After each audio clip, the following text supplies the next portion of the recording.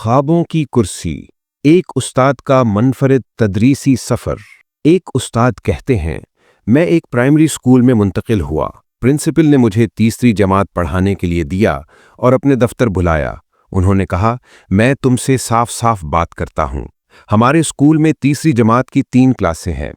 इस तालीमी साल हमने बाकी असातिज़ा के साथ मिलकर फैसला किया है कि इनमें से 2 क्लासों में बेहतरीन तलबा होंगे और जो तीसरी क्लास तुम्हें मिली है उसके तमाम तलबा नाकाम और नाउमीद हैं।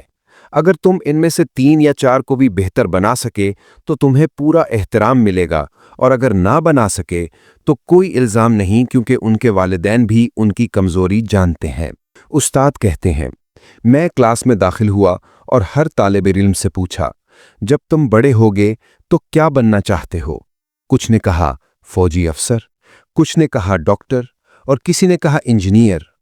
ये सुनकर मेरे दिल को बहुत खुशी हुई और मैंने कहा, अल्हम्दुलिल्लाह, इनके ख्वाब अब तक मरे नहीं हैं। अगले दिन मैंने तलबा की नशिस्तें इनके ख्वाबों के मुताबिक बदल दीं।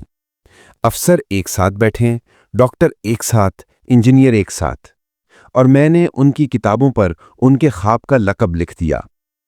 अफसर मोहम्मद, डॉक्टर अब्दुल्ला, इंजीनियर खालिद।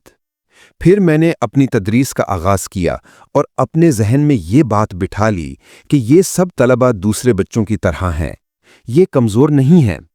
यकीनन इनमें से कोई गलती करता, कोई सुस्ती करता या कोई होमवर्क नहीं करता वगैरह। यहाँ सज़ा देने की बारी आई, लेकिन मेरी सज़ा मुख्तलिफ थी। मैं इन्हें नहीं मारता था, बल्कि सिर्फ इनका लक़ब छीन लेता था और यूं इनके ख्वाब छीन लेता था। फिर इन्हें एक ख़ास जगह बिठाता था जिसे हमने गली का नाम दिया था। ये इन्हें बहुत तकलीफ़ देता और वो अपनी पूरी कोशिश करते कि दोबारा अपनी कुर्सी और अपना पसंदीदा लक़ब वापस हासिल कर लें। इस तरीके से तलबा का मयार बुलंद हो गया। वो रोज़ाना होमवर्क करने लगे, दिल लगाकर पढ़ने लगे और आपस में अच्छी मुसाबकत पैदा हो गई। मैं कभी कभार इन्हें तोहफे भी देता जो इनके ख्वाब के शोबे से मुतल्लिक होते।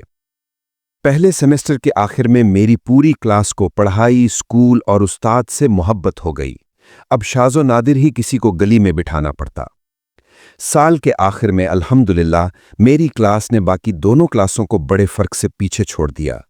प्रिंसिपल और दूसरे असातिज़ा ने मुझसे पूछा, खुदा के लिए बताओ, तुमने कौन सा तदरीसी तरीका अपनाया जिसने इन बच्चों को इतना बदल दिया और इनका मयार हैरान कुन हद तक बुलंद कर दिया? तो मेरा जवाब ये था, मेरा तदरीसी तरीका और अंदाज तुम्हारे जैसा ही है। फ़र्क सिर्फ इतना है कि मैंने हर तालिब इल्म को अपने ख्वाब का दिफा करने पर